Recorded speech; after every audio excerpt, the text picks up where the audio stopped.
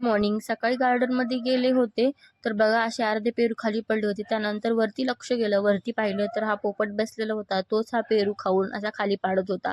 त्यानंतर घरामध्ये आले तर हे बघा कामाला जाण्याची तयारी चालू होती आमच्या साहेबांची, त्याचबरोबर मला जळवण्याची पण. असो पण मी काही जळत नाही. हे बघा कसे स्टाईल मारत होते. कामाला जातात का हिरोपंती करायला जातात समजतच नाही मला.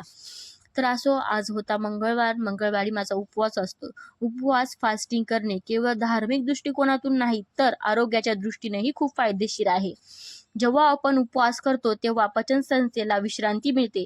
त्यामुळे शरीरामध्ये साठलेले विषारी पदार्थ, टॉक्सिन बाहेर टाकण्याचे काम अधिक प्रभावीपणे होत असते.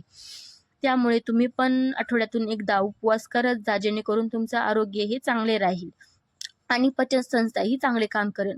मानसिक शांतता आणि एकाग्रता उपवास केल्याने मेंदूला मिळणारी ऊर्जा अधिक स्थिर असते, तणाव कमी होतो, एकाग्रता वाढते. त्यासाठी आठवड्यातून एकदा उपवास केलाच पाहिजे. असो आज मी सकाळी लवकर उठले होते आणि पूजा करत होते. हे बघा तुम्ही अशा पद्धतीने मी पूजा करते. छोटीशीच करत असते, जास्त काही नाही आणि मला पूजा करायला आवडते आणि मला आनंद बी होतो, त्यासाठी मी करत असते. आणि घराचं वातावरण पण थोडंसं चांगलं होतं, थोडंसं पॉझिटिव्ह वाटते आणि आनंद मिळतो. त्यानंतर मी दियाबत्ती करत असते. दियाबत्ती केल्याने मला खूप छान वाटते आणि प्रसन्न पण वाटते. अगरबत्तीचा वास तर मला खूप आवडते, त्यामुळे मी रोज अगरबत्ती लावतच असते देवासमोर. ही बघा मी अशा प्रकारे पूजा केली होती. कशी वाटली तुम्हाला कमेंटमध्ये नक्की कळवा मला.